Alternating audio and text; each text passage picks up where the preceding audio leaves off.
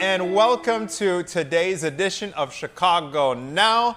Anthony Ponce alongside Jake Hamilton coming at you from Studio 32 in beautiful downtown Chicago. Wow, like the Jake, opening theme music. Did you like that? I didn't know how you guys rolled up here in Studio 32. I'm a seasoned veteran. Clearly. I've got 2 days of experience. You're basically a pro. You've got a lot more experience than I do. We got a lot to get to. Yes, we do. Jake, are you a fan of ever logging on to the Reddits?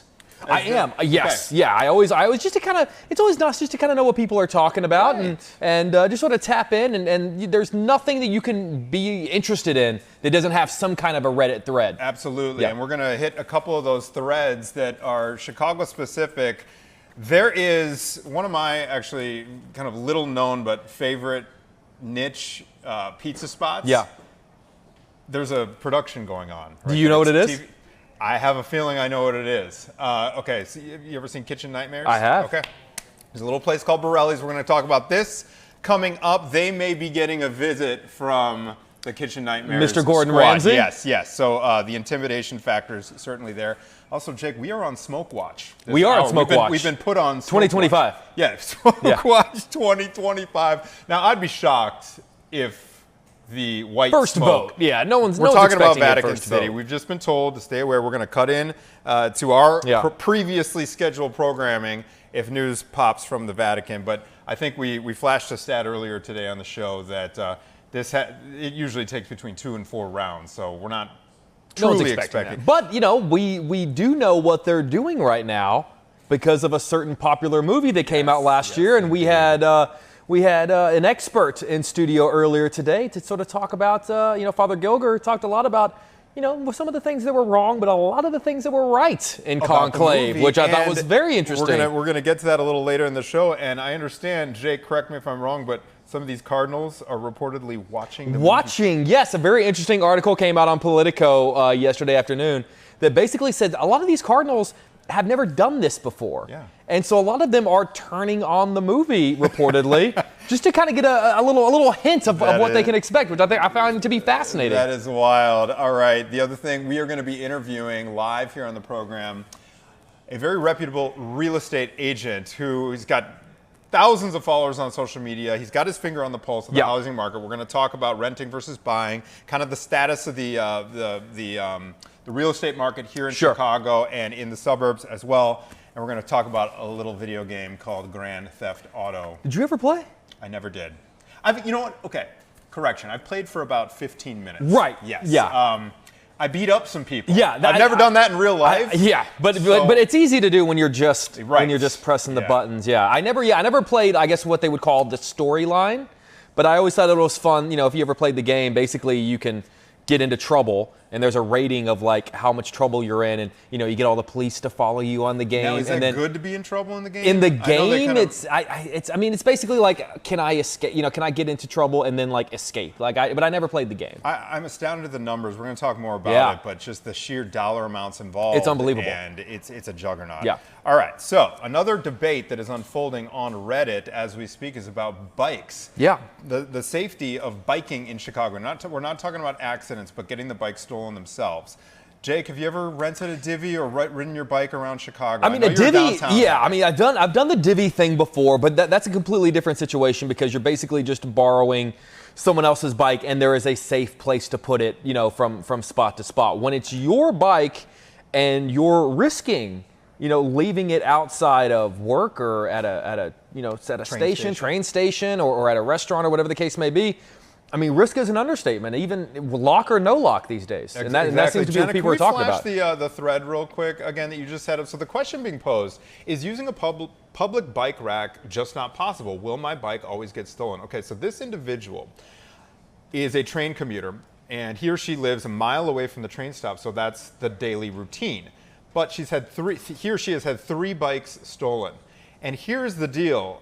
She'll drop it off, ride the train, go to work, come back to that same station and find that it's been removed from the bike rack. And apparently there are these electric battery-powered angle saws that can go through the powerful U-lock. She says she's using those powerful kryptonite locks, and they just keep getting taken. And so there's a lot of folks chiming in the thread saying that's a no-no to leave your bike at the station because all the bike thieves know you're going to be gone for 8 hours.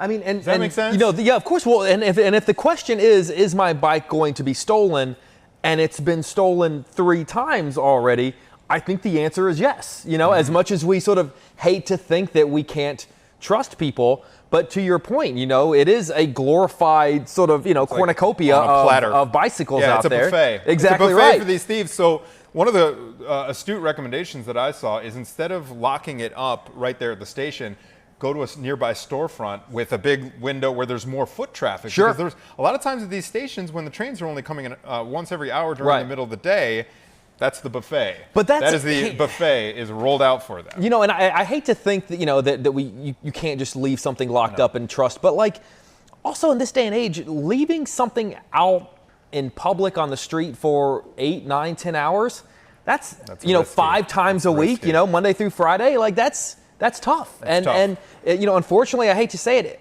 it happens once, you know, that sucks. It happens a second time, that really sucks. But beyond time, that, you're probably out. How many more times are you going to put a bike out there before the answer to your question is yes, your bike is going to be stolen? Exactly. So one of the other Reddit users made another suggestion. That is, there are apparently Divvy bike memberships available for about 100. It's an unlimited yearly thing, and it's 140. Right.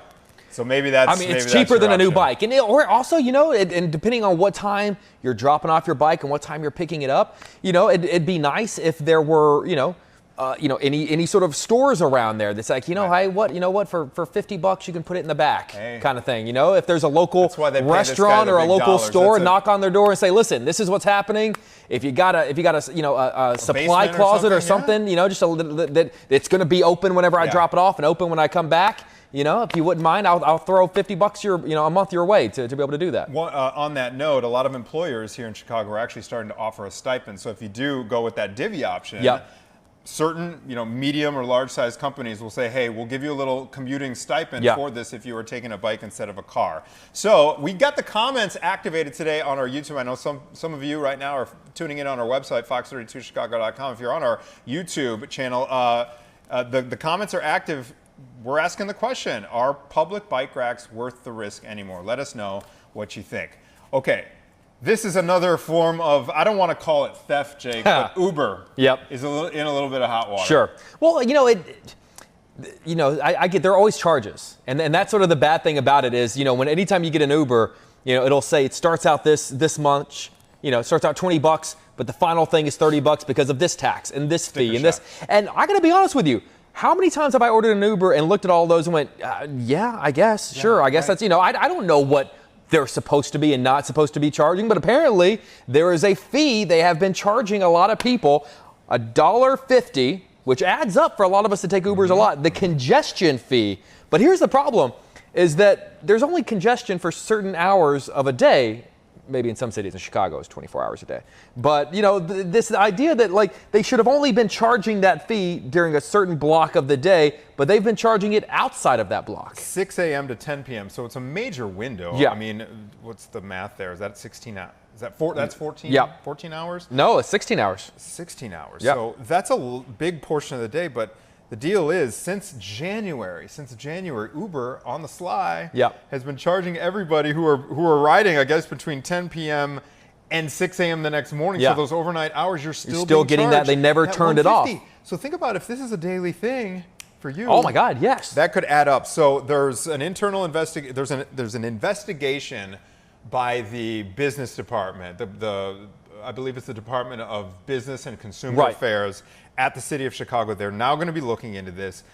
Uber is apparently saying this is a clerical internal error. Hate when that happens. Okay, so we want to know from you guys out there, did this happen to you?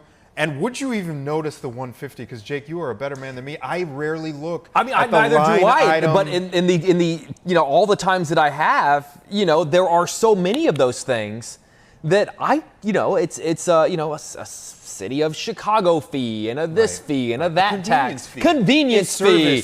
They're like, oh, I love the convenience fee. But, you know, there are so many of them. I mean, even if I had seen the congestion fee on there for an Uber that I took, let's say, at midnight, which I don't because I'm sleeping by that point, but I wouldn't look at that and go, well, that's not supposed to be on there. I would just assume that it was. You know, maybe we really all need to be better about going through and sort of checking. Exactly. You know? I just logged on to my app just to see if there was any, because folks are waiting for like the refund notice. Exactly. They're gonna get a refund. There's nothing in the app, so I guess, check your bank statement, your credit card statement. Yeah, to see if you're getting $1.50 here and there. I'm curious to know how this plays out and how much extra money they've been taking off the top, whether it was an accident or whether it was on purpose. All right.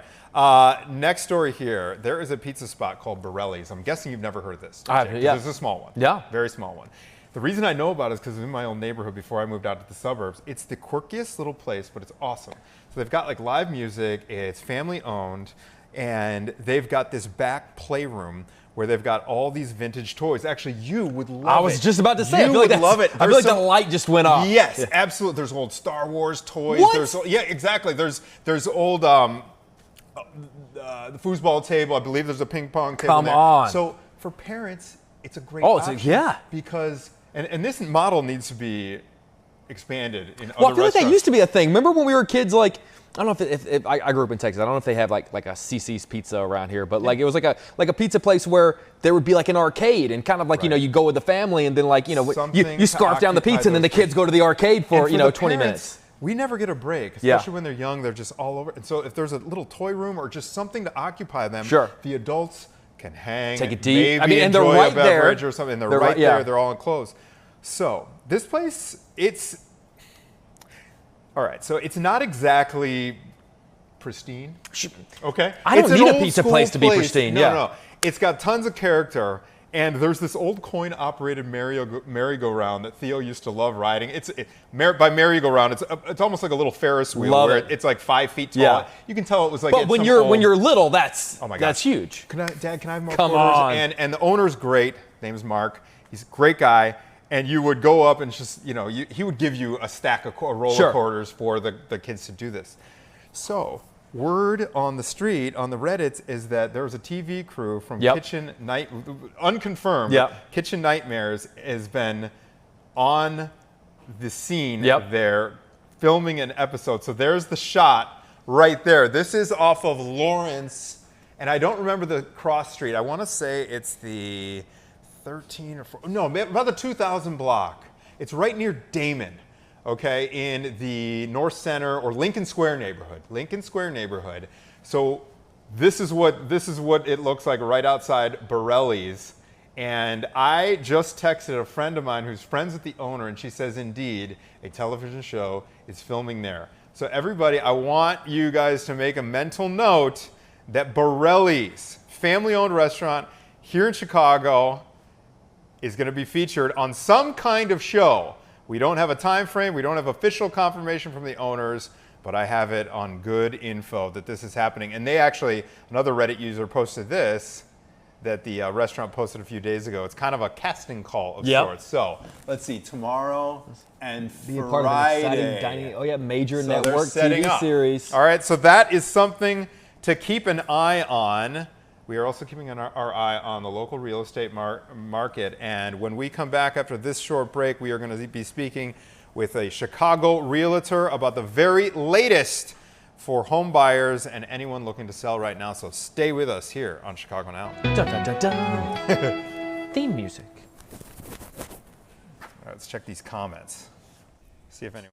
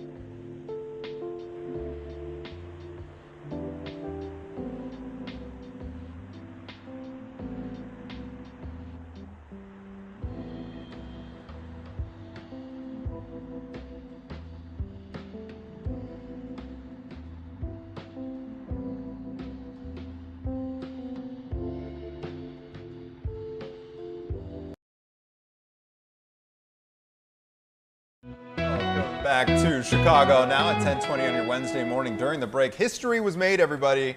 We had the very first comment come in on our YouTube channel for Chicago Now. Hobson's Choice chiming in on the whole "is it worth biking" topic. Hobson's Choice writes, "Not worth the risk, no consequences for breaking the law anymore." All right. Thank you for the comment, and keep those comments coming, everybody. All right. The housing market has been a huge topic of late. Just how difficult it is, especially for buyers right now, especially in certain price ranges. So we are going to speak with Matt Laracy. He is kind of a big deal here in Chicago in the real estate market. But before we get to our live interview with Matt, let's learn a little bit more about him. This is what you get for under $400,000 in the South Loop. A 2-bed, 2-bath, timber loft. Come check it out. You know, it's so funny because I have, even whenever I haven't even been in the market to rent or to buy, I've just gotten lost on all the websites and videos like this. Because sometimes it's great to just sort of be nosy. And I feel like, Matt, you're allowing us to kind of poke around into other people's homes just to see what they look like, man. That's got to be one of the many reasons you've blown up the way you have. People just like to look at houses, right? And I think, you kind of often walk by a lot of these buildings and you say to yourself, like, what is that? I wonder what that place looks like. And then we give you an insight of it. And I think that's why it's so popular. All right, Matt. So kind of give us an idea of what the landscape looks like. Let's start off from the buyer's perspective.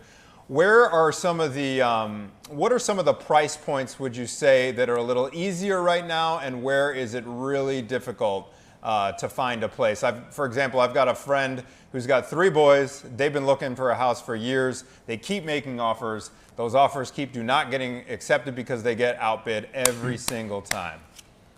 Well, first off, you have to understand the dynamics of the marketplace. There's a lot of different markets going on, right? So if you're buying a 2-bed, 2-bath, condo in, Lincoln Park, which is like the golden statue for the cities. Lincoln Park is like it's hands down the hottest market.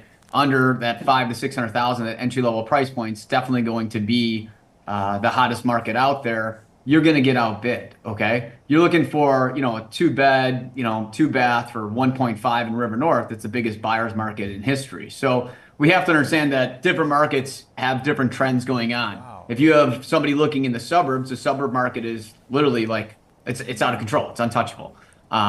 So, if we break down to the city itself, the city has what I call a tale of 2 cities. You have the downtown markets, which are buyer markets, okay, the high rises, more congested areas. Then you have the outskirts, which is just outside the downtown. So think like Lincoln Park up to Evanston, and then pretty much West Town up to Old Irving Park, okay? That market is like, one of the biggest sellers market in history. And then if you get somebody in the suburbs, it's like money doesn't matter, comps doesn't matter. It comes on the market like ride that roller coaster because it's going to get nuts, Wow.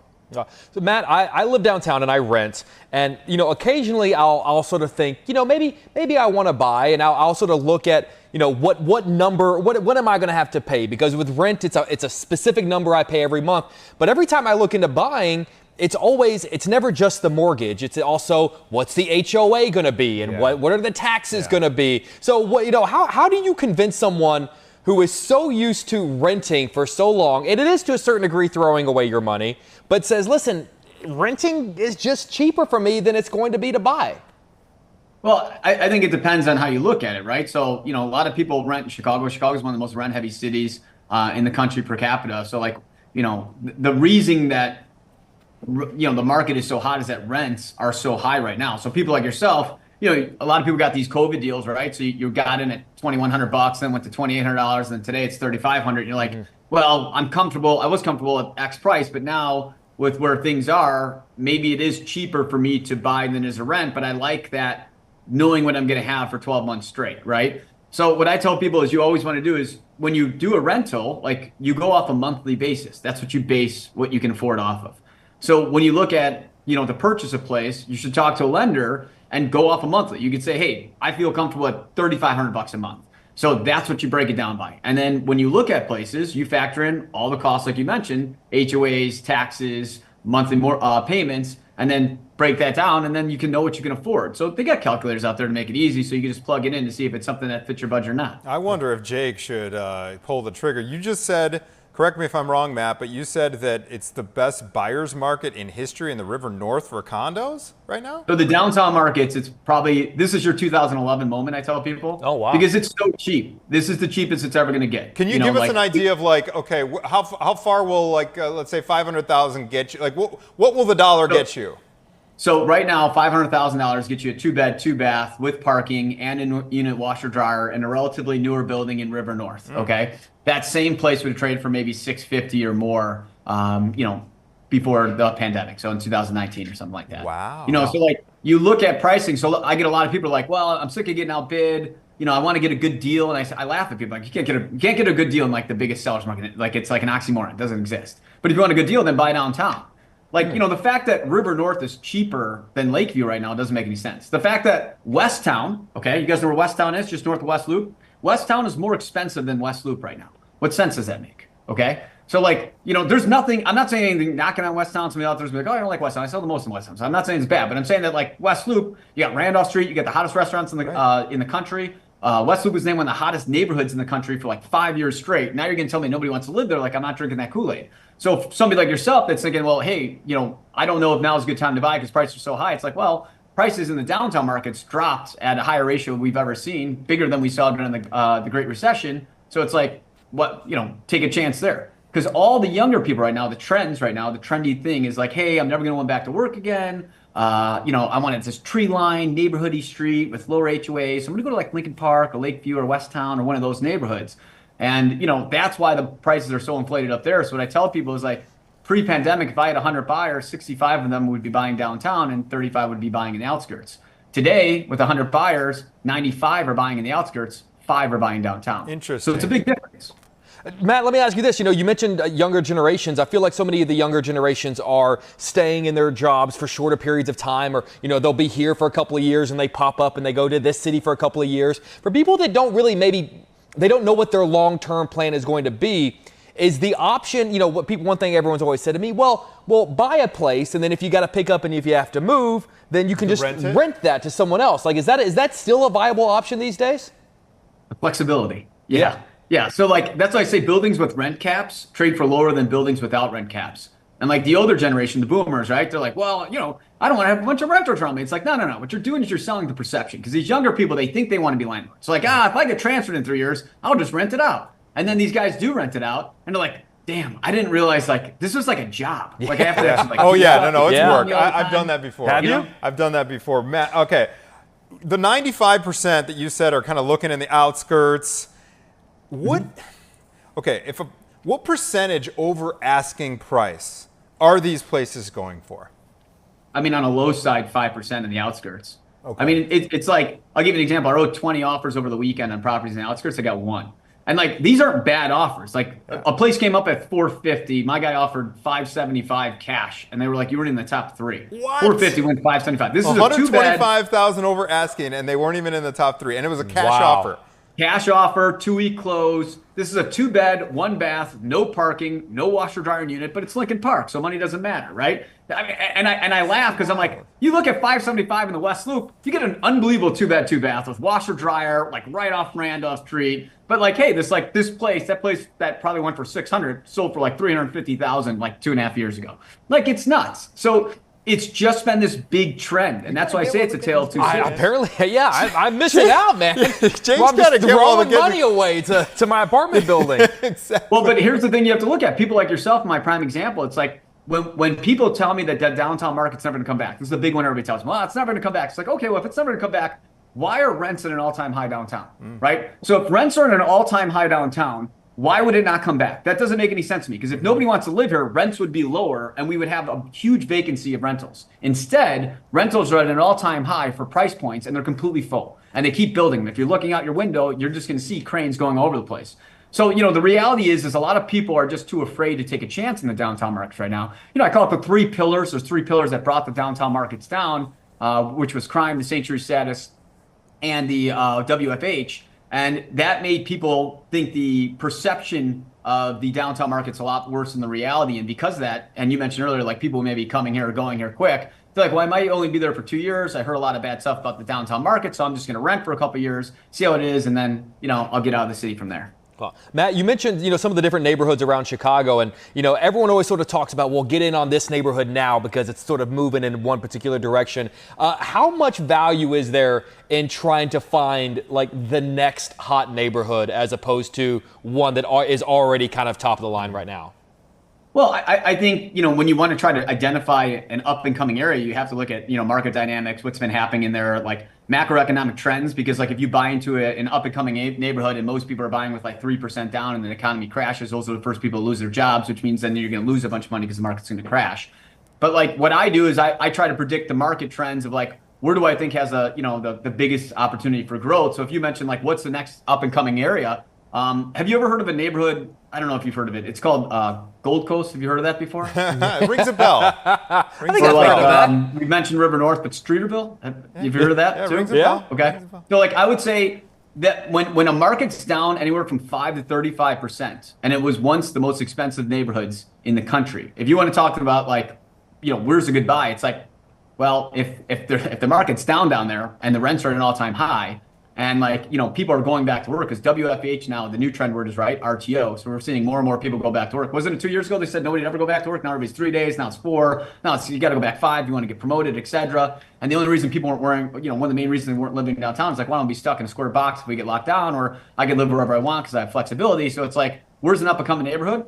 That's what I said earlier. This is your 2011 moment. Buy downtown, make money. Matt Laracy, one more question before we let you go, sir, because we're almost out of time. What do you expect to happen with these dynamics this summer? So starting June 1st, you're going to see what I call the summer shift. It happens every single year. Everybody panics. And this is, if you want to look at long-term where the market goes, understanding like what happens in the trends in the marketplace. So in Chicago, the hottest time of year for places under $1 million is January 2nd to the end of April, okay? And that's because Chicago's the most rent-heavy city in the country, right, per capita. And then like, most people's leases come to end of April, May, March, April, May, first part of June. So once June 1st happens, we've lost 50% of demand because people decided to buy or rent, right? And then at the same time, the average person that's selling thinks the best time to sell is like when the weather's nicer.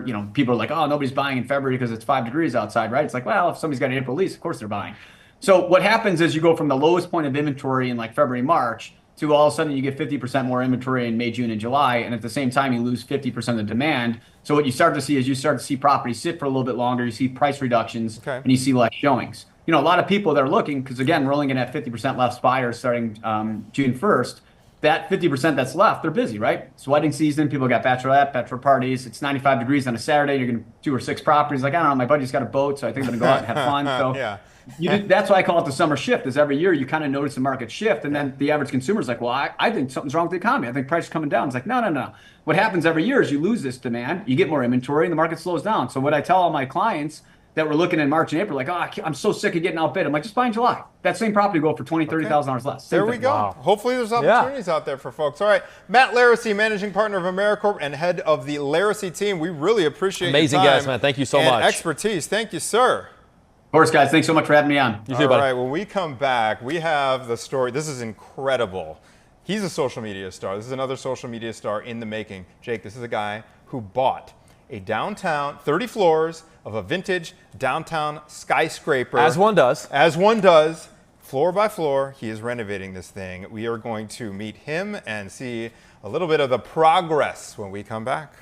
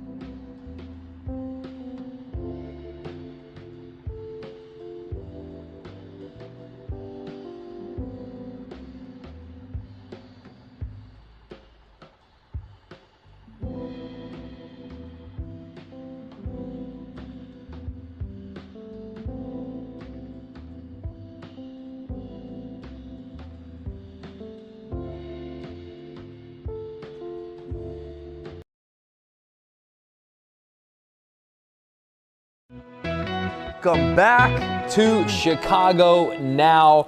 You know, some people, if they've got that itch they want to scratch in regards to restoring things, you know, some people, you know, maybe they'll buy maybe a house, and that's a huge deal, restoring a house. Some people maybe an old car, you know, pick up maybe an old Mustang and see what they can do with it. But imagine basically buying a building, buying a skyscraper and saying, I'm going to do it. I'm going to take it back to its former glory, because some of the greatest architecture in the world found right here in Chicago. We have a guy named Tom at the Skyscraper Guy who is become really a TikTok star with this new project that he's taking on that really is kind of making me feel bad about any restoration project I've ever done in my life. This is a restoration project to end all restoration projects. He bought 30 floors of the, is it called the Pittsfield building or the Pitt building? Pittsfield building is what it's on Michigan Avenue. And it was the tallest building in the city of Chicago when it was constructed in the early 1900s. Do we have a look? Have you ever seen this building? Well, okay, there it is. Come on. You can see behind the beam. There's the tallest Tom. tower in Chicago. Developed the Marshall Fields Estate in 1927. This 38-story terracotta building was built in just under 11 months. Located in the heart of Jewelers Row. The Pittsfield building was once a bustling...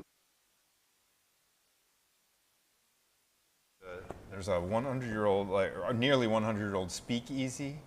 There's like all kinds of ornamentation in there, and it's been sitting empty. And so he's going floor by floor, and he's redoing it for residential. And see, that's just so unbelievable, because there are so many buildings in Chicago that date back decades. Yeah. That, you know, you never know what you're going to come across. So many, you know, how many times have you gone into a bar that, you know, you go downstairs and, you know, you open a bookshelf and there's an old speakeasy from back in the day, and you just know that when you have 30 floors, you're going to find something. Yeah. There's no telling what you're going to find. Yeah, it's so cool. And so this guy is sharing the whole journey on TikTok. Again, he is at the Skyscraper Guy. As an architecture nerd myself, I'm definitely going to be following along on his journey as he makes progress here, and then he'll add to the inventory that is. Have you ever done the restoration thing? I have, at our current house, actually. Our Really? current house, it's an old place. It was built in 1922. Yeah. 1922, and we found some really cool stuff. I found, we're a DIY. Sure. We're DIY people. I was doing some demo in the basement, and I found a 1922 Chicago Daily Tribune. Oh, that's and cool. It was one of the ad sections, and they were advertising round the world cruises, where you could go for months on end on one of those old school Titanic. That's unbelievable. Isn't that cool? So, you know, I've always loved the idea of it. I love the idea of buying a house and saying we're going to restore it to be exactly what we want to do. What I don't love is the work. I love the idea of a version of me that has the hammer, or, you know, that's tearing down the walls and going, I'm going to put up this type of wall. You look good with the Sure, exactly. And the beard. I'd put more thought into that. I don't love the idea of actually having to do the thing. I will tell you, it is very gratifying. Yeah, I would almost want the house after someone else does it. And I'd love to go, I want this, and I want that, and I want this colored door, and that but like, there's also a part of me that just says, I don't care. Yeah. I don't Turnkey. care what the trimming on the bottom, like, if it looks great, I'll appreciate it. But like, I don't want to be involved in the process. I will tell you this: there's no way we could have ever afforded our house if it was in good shape. But see, now we put exactly in the work. Right. You know, it took a while, but we're really happy with it now. So it can create, in this tough housing market, actually, I would encourage folks out there to look at the fixer-uppers, because I've met, over the last few years, 4 or 5 couples, this is legit, that took a pass on our house. So like up in the northern suburbs where I live, I've met like 4 or 5 people. Oh yeah, we looked at that place, which is too much work. So I was like so glad that you guys took a pass, because we're willing to put in the work. I mean, listen, I've just gotten to a point in my life where like I'm cooking for myself. There you go. As opposed to you're doing going your own out. laundry, right, Jake? I am doing my own laundry. Thank you very well. I mean, a machine does it, because again, if I could throw a house in a washing machine and press a button and out popped a new house, I would do that. But I mean, I'm still much rather rather have the food delivered already done. So take that mentality and multiply it by a house. Okay. Before we go to break, Jake, I want to ask you: are there any old school buildings in Chicago, abandoned or otherwise, that you are dying to explore? Here's what I'm going to tell you is that I was just out live a few weeks back, if you remember, at the Logan Theater. Yeah. And the Logan Theater, a newly restored, it's back from 1912, but they've restored it kind of to its former glory. But one of the things that the owners discovered upon restoring it was an old safe that they cracked open, and it had stockpiles of old original print movie posters, right? And so many of the Broadway theaters here in downtown Chicago are formerly movie theaters. So it's not a specific building that I'm saying that I'd like to, but in your conversation, all the things you found, I would love to go behind the scenes, because I just know a lot of them probably have old remnants of back in the day when they were movie theaters, and I would love to find maybe some old tangible proof of that. I totally agree on the old. I think Chicago's got this collection of old, almost neighborhood theaters. That go back to the vaudeville times. There's one. I don't know if you've been following this. It's right near the Aragon Ballroom. It's called the Uptown Theater. Yeah, of course. Uptown Theater. Yeah. So there's a long in the works renovation project. It's going to take tens of millions of dollars to get this thing, because it seats about 5,000 people. It is it was back in the day when you used to wear a suit and tie to go to the movie theater. Exactly. You know, it was that kind of, I'm like on pins and needles. So mine would be, you remember the movie Child's Play? Of course. Okay, so some of the interiors of that movie were shot at a building called the Brewster Building. Okay. It's up on Diversey. It's not far from the lakefront. I think it's like Diversey and Pine Grove. Is that Lincoln Park? It's Lincoln Park. Is that the one? Is that where the babysitter gets thrown out the window? And it's kind of like that. It's kind of like on the corner. It's kind of like on the corner. Yeah, it's kind on of like the corner. that And round. I've always wanted to go inside. I sent Jenna a screenshot of the inside. I don't know if we can pull that up right now, but it's almost. There we go. There we go. You look at that, Jake. Look at the interior. Come on. Do you recognize that from the movie? Love that. So it's this atrium, and I've always wanted to. Yes. Okay. And the outside of the building is on the movie poster. Yeah, I don't know if you can take the camera, and I've pulled up the poster on my phone. I don't know if you can. There it is. Yeah, you can see the kinda outside of the Brewster Building. Oh, there we go. Look at the That's dramatic one. zoom in. Dun, I dun, am dun. dying to get inside Dun, dun, dun. Look at and that. see that. All right, we're going to take a short break here on Chicago Now. You picked the Child's Play. The Child's Play. I know. What does that say about me? Very macabre. But Jake is the man to talk about this next topic. We are talking about the Conclave, not the real one, but the cinematic one. The cinematic which apparently one. is a little bit more real than we thought. Hey, is this life imitating art, or is it art imitating life? We will talk about it when we come back.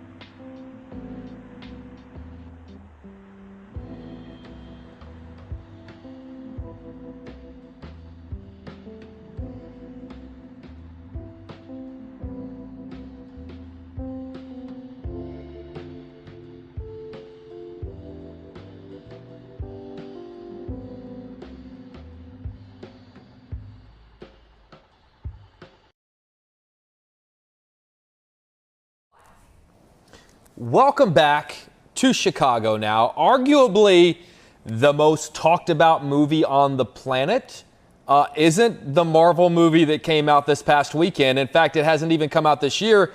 It came out about 8 months ago and has found itself, unfortunately, weirdly timely. Right, and of course, we're talking about the Oscar-winning film Conclave. Mm-hmm. Conclave. And you were talking about this on Good Day this morning because there's a connection between the movie and what is happening right now in Vatican City that is a little bit too real for some people right now. Run us through what's going So on. Conclave is based on a 2016 novel. The movie itself follows the plot line pretty closely. It follows very similar to what's happening in the world right now, the passing of a pope, and sort of the behind the scenes, for lack of a better word, drama that is happening as the cardinals are gathered together in the Vatican and choosing the next pope. Now, obviously, there are a lot of aspects of the film that you can look at and go, well, that's Hollywood. But there are a lot of technical details about the voting process that a lot of people have basically said, yeah, that's right. to life. Exactly True to right. life. There was an article that came out on Politico last night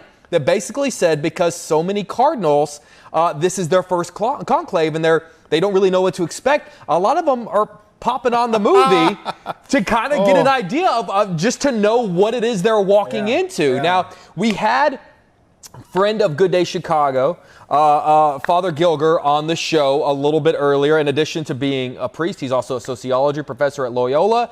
And he said he and some fellow priests were there when the movie came out. They all gathered together to go see it. And he said that there's also a lot more accuracy in a movie like this than you might think. Check it out. Most of the plot line I really love. I have a couple criticisms. You know, the one hard one for me as a priest myself was the moment when Ray Fiennes was asked to kind of break the seal of the confession to be able to, you know, get some information about one of the other cardinals. Hard one for me, and made me kind of, you know, sit back in my chair as I'm watching. No, we will not do this. But then at the same time, the movie carries on, and there's really some beautiful things that are happening at the same time. You know, just he talked a lot about the voting process and that is represented in the film, and he said that is basically exactly what they do. Now, again, you go to a lot of, there's a lot of, cardinals in the film who are angling to be the Pope, which I don't believe you're supposed to do.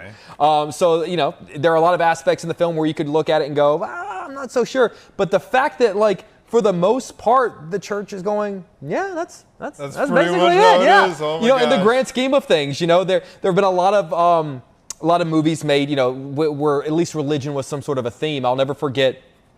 Speaking of Rome, we traveled to Rome for years back. There was a movie that came out called Angels and Demons, which was one of the Da Vinci Code movies. Right. The Tom Hanks Exactly series. right. Yes, I remember.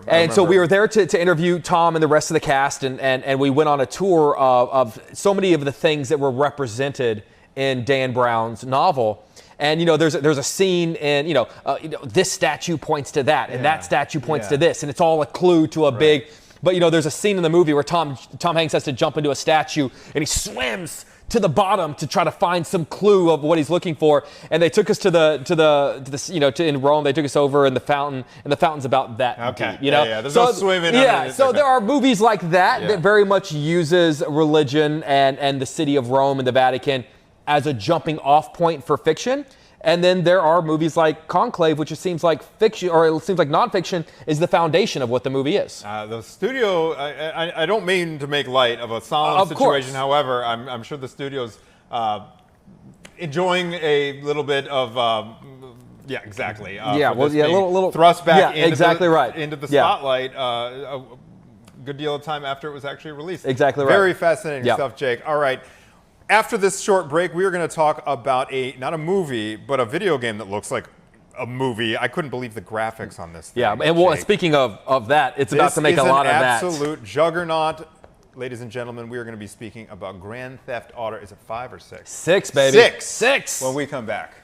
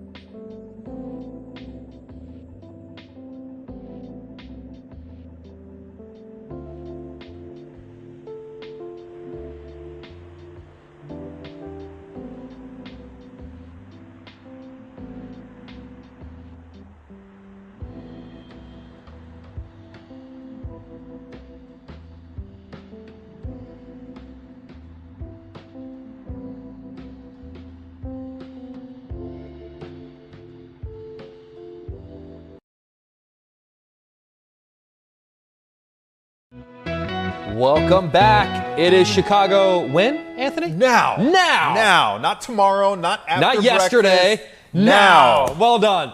Listen, I have to be honest with you in that I am not a massive video game guy. Okay. I mean, to me, video games, I'm still blowing in the cartridge, Me too. I'm from that era as well. But if you are a part of the video game world, there is no game more anticipated with more pressure, more high stakes than the upcoming 6th Grand Theft Auto. Unbelievable. We just got our first look at a trailer yesterday. And I feel like such an old guy whenever I say this, but look at those graphics. It really is pretty unbelievable. All of our reaction in the studio when we aired this thing. This is a video game you were looking at. Yeah, it's pretty unbelievable. I mean, those are your abs. I think they modeled your abs for that guy. They did some motion capture. Yeah, I got a little work to I'm do the to other get guy. there. But here's why I want to put into context why this is a big deal, even if you're not a video game guy. We made a pretty big deal about the opening of Thunderbolts this past weekend. It made $76 million over opening weekend, 160 around the world. It's a really big solid, deal. really solid opening. The biggest movie opening of all time is 250, and that's over a course of 3 days. That is a history. The first day that Grand Theft Auto 5, which is the most previous Grand Theft Auto, when it came out over a decade ago, it made $800 million in its first day. Within the first 3 days, it made $1 billion.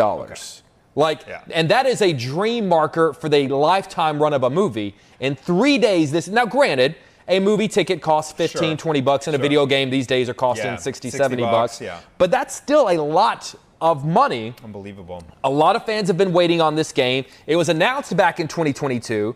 A lot of people thought it was going to come out at the end of this year. They pushed it back, May 26th, 2026. But that is a hard definitive date, which means they've got a little over a year to get it done, less than that, because they've got to put it into production. But you know what? It is going to be a monumental, I think when we think of entertainment, we often think of movies and television and streaming and music, but we also forget how big of a deal video games are, and Grand Theft Auto 5 is the biggest selling piece of entertainment ever. Which is pretty big deal. That is an astounding stat right there. And I'm starting to learn firsthand because Santa Claus brought Theo an Xbox this past year. Oh, Santa Claus is very giving. giving. I'm starting to get it because he's like, there's a new season of Xbox being released today. It's much more interactive than it was in our era. Well, and not just that, and I'd imagine you're experiencing this as a parent. It's, for us, when we were growing up, it was just you buy the game and that's it. You buy the game, you have the game, and then that's it. But now there are these games where it's like, well, for $5, I can get this gun. Or for $5, I can get this skin. The skins. They love the skins. So it never stops, which is brilliant if you're on the receiving end of that money. But if you're mom and dad on the giving end, because Jimmy got there are ways around allowance, homework, piano practice, and all that Santa stuff. And Santa, of course, Santa. All right, before we go, while we have Jake in studio here, yes. I'm always looking for things. Good recommendations. Right. We wanted to get your top 3 movie or TV show picks for this weekend. Can I give you just a nerdy thing that I find to be very fun that I'm doing right now? Sure. I love when a movie sequel is coming out and maybe it's been a while since you've seen the others. The original. And it's always a good excuse to you know what? Let me just pop on the original. Okay.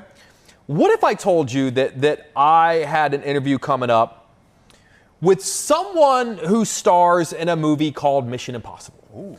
And there is a new and final Mission Impossible coming out in a couple of weeks called Mission Impossible: The Final Reckoning. It is the 8th and final film in the series. Now, one of the things that the trailers are leaning on is sort of a knowledge of all 7. That it's all been leading to this. Okay. So my girlfriend and I have been doing this she's never seen it before. So we've been it's been a great excuse to rewatch start to finish 1 through 7. Wow. And it's just been a really fun kind of refresher. Okay. One, to see how the series has changed over 30 years, but also to kind of get ready for what I think is going to be a really special movie when it comes out on May 23rd. Amazing. Okay, that's a good recommendation. Any shows while we still got you here that I mean, you would listen, recommend? If you can, The Last of Us is always a great, just because but The Great Pit, things about the Pit, I was a huge fan of. Especially when it used to be called ER.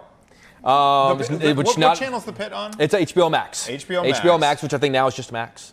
And then The Last of Us is on. Last of Us is also on Max. Okay. But we're getting a lot This of like segment final. brought to you by Yeah, apparently, Max. yeah. But apparently, we're also getting a lot of final seasons of things. So you might want to make sure you're ready for the final season of Stranger Things, Squid Game. So We got options. in the same way of like, hey, get ready for this last movie. Get ready for because like the problem is they put all these TV shows out and then you got to watch them so fast. That's right. Otherwise, the spoilers are out there. Hey, So the golden age of television Exactly right. lives on. Jake, Always. it's All right, so great brother. to have This you was in fun. Studio. Yeah. This is fun. All right, that does it for us here on Chicago Now. We will be right here at the same time, same place. Hopefully, great weather on Thursday. In the meantime, Jake's been wanting to throw these things and have a sound effect in the back. We'll see you guys tomorrow.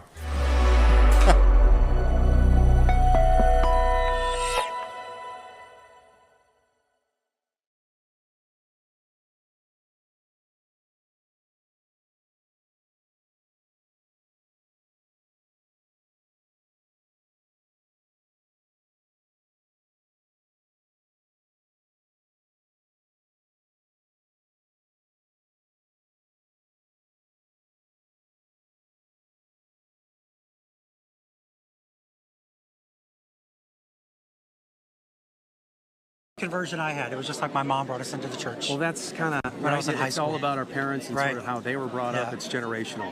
Exactly. So, all right. So Friday morning, Mountain says, is when we can expect white smoke.